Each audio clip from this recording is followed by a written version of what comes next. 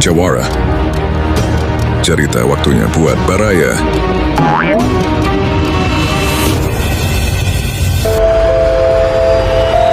Cerita drama misteri. Pesugihan siluman Gunung Salahangker. Mulai dekat sehingga hubungan romantisme mulai terjalin, layaknya dua pasangan yang sedang memadu kasih, dan pada ujungnya, mereka pun melakukan hubungan intim layaknya pasangan suami istri.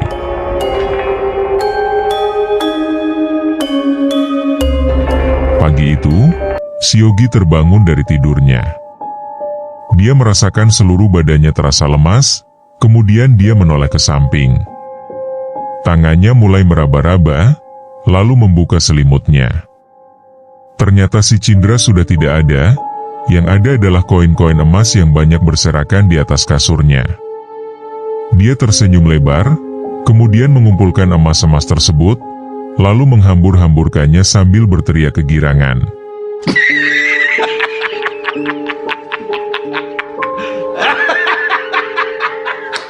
Dia sedikit tidak percaya dengan apa yang dilihatnya, lalu dia bergumam dalam hatinya. Aku bisa menjadi orang kaya sekarang, aku bisa membeli apapun yang aku mau. Dan orang-orang tidak akan memandangku rendah. Setahun kemudian, kehidupan Siogi berubah drastis. Dia menjadi orang kaya terpandang yang bergaya hidup mewah, tetapi masih dalam batasan. Dia tidak menghambur-hamburkan hartanya begitu saja. Tidak seperti temannya si Dino yang suka menghamburkan hartanya begitu saja. Siogi menggunakan sebagian besar hartanya untuk berinvestasi ke sejumlah perusahaan. Dia juga membangun usaha ternak ayam broiler yang letaknya tidak jauh dari tempat dia tinggal. Usahanya berjalan cukup lancar, omsetnya bisa mencapai 500 juta per bulan. Banyak juga warga lokal yang dia pekerjakan di perusahaannya. Siogi sudah memiliki kesibukan sekarang, dan sudah memiliki pendapatan di luar ritual pesugihannya.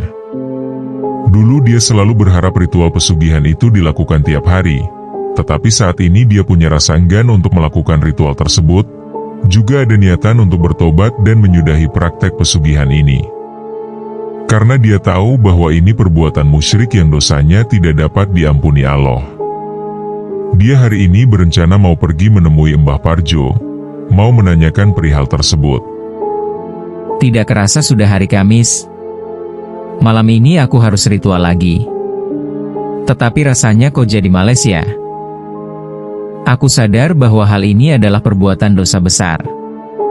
Sebaiknya aku ke Mbah Parjo dan menyudahi praktek ritual pesugihan ini.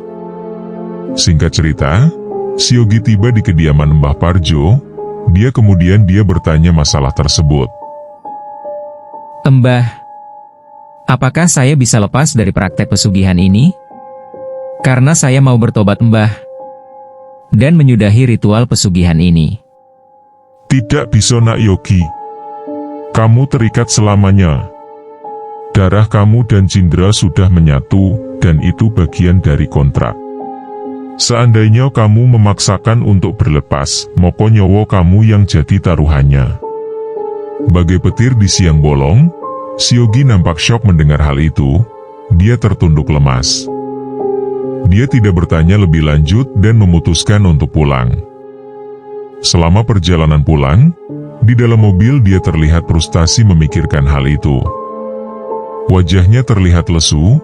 Sepanjang jalan dia berpikir apakah masih ada cara lain. Akhirnya pada satu titik dia mengingat satu hal, tentang temannya yang bernama si Topik. Dia adalah salah satu temannya sewaktu SMP. Ketika lulus dia melanjutkan belajar ke pesantren dan mondok di sana.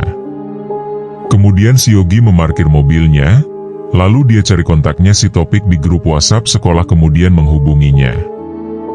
Telepon tersambung. Keduanya terlihat asik mengobrol mengenang masa lalu mereka. Kemudian Siogi menyampaikan masalah yang dia alami saat ini. Si Topik yang mendengarnya kaget. Dia tidak menyangka Siogi bisa terjerumus sampai sejauh ini. Kemudian si Topik bertanya lebih dalam, lagi terkait masalah pesugihan itu.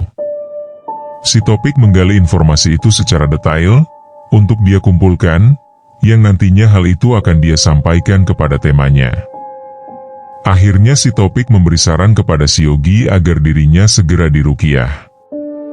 Lalu si Yogi bertanya terkait hal itu, apakah dirinya bisa lepas dari ikatan tersebut. Si Topik menjelaskan secara rinci tentang ruqyah tersebut, serta meyakinkan si Yogi bahwa dirinya bisa lepas dari ikatan perjanjian tersebut. Si Yogi nampak senang mendengarnya dan dia meminta kepada si Topik agar ruqyah itu segera dilakukan hari ini juga. Tetapi hal itu tidak bisa dilakukan hari ini, karena saat ini temanya itu lagi di luar kota. Jadi si Topik membuat janji dengan si Yogi, besok dia dan temanya akan datang ke rumahnya si Yogi. Akhirnya keduanya pun mengakhiri obrolannya. Setelah melakukan perjalanan yang jauh, akhirnya si Yogi nyampe di rumahnya.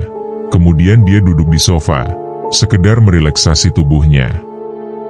Karena kelelahan, si Yogi pun akhirnya ketiduran. Hari sudah malam, si Yogi masih tertidur. Sementara di luar terdengar suara kentongan berbunyi, ternyata masyarakat sedang melaksanakan jadwal ronda pada malam itu. Terjadilah obrolan di antara mereka. Leh, lu tahu kan rumahnya Pak Yogi Juragan Ayam? Oh, rumah besar yang berada di pinggir jalan itu. Emang kenapa, Her? Gua, kalau pulang ronda lewat ke rumah itu, suka mencium bau melati leh. Gua jadi merinding kalau lewat rumah itu. Ah, yang bener lu. Itu perasaan lu aja kali. Lu kalau gak percaya, beres ronda kita lewat rumah itu. Bagaimana? Si Soleh yang penasaran akhirnya menyanggupi ajakannya si Heri. Mereka berdua kembali berkeliling untuk memastikan kampungnya aman. Waktu menunjukkan pukul 3 pagi. Si Yogi baru terbangun dari tidurnya. Kemudian dia mengingat satu hal dan langsung menoleh pada sebuah jam yang ada di meja. Seketika itu dia langsung panik, karena jam menunjukkan pukul 3 pagi. Dia kesiangan kemudian segera bergegas menyiapkan sesajen untuk melakukan ritual pesugihannya. Sementara itu si Soleh dan si Heri sedang asik mengobrol. Saking asiknya tema yang diobrolin, tidak terasa dan subuh sudah berkumandang. Yang biasanya mereka pulang ronda sebelum adzan subuh. Apalagi si Heri biasanya dia pulang lebih awal lagi. Waduh, gak kerasa sudah adzan subuh lagi. Her, gua pulang duluan ya. Tunggu, lu pulangnya bareng gua, kita lewat rumahnya Pak Yogi, sekalian ngebuktiin omongan gua. Kalau di rumah Pak Yogi, suka tercium wangi melati. Kan lu udah janji tadi. Yah, jauh kalau gua lewat sana, Her. Yah, lu gimana sih? Kan lu udah janji tadi. Ya udah, hayu.